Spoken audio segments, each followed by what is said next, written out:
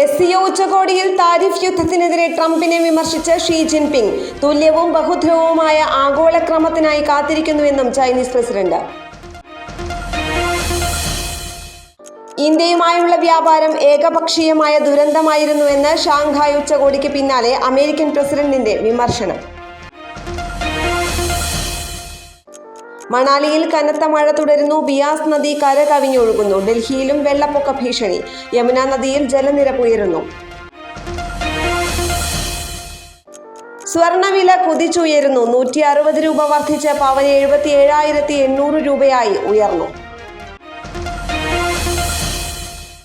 കേരളത്തിൽ അടുത്ത 5 ദിവസം നേരിയ ഇടത്തരം മഴയ്ക്ക് സാധ്യത. സെപ്റ്റംബർ 3 മുതൽ 5 വരെ ഒറ്റപ്പെട്ട ശക്തമായ മഴയ്ക്ക് സാധ്യതയെന്ന് കേന്ദ്ര കാലാവസ്ഥാ വകുപ്പ്.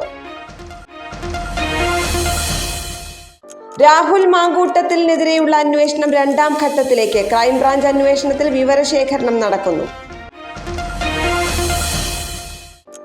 ആഗോള അയ്യപ്പ സംഗമം തങ്ങൾ വിശ്വാസികൾക്കൊപ്പമാണെന്നും വിശ്വാസം ഒരു ഉപകരണമായി ഉപയോഗിക്കുന്നവരാണ് വർഗീയവാദികളെന്നും MV ഗോവിന്ദൻ.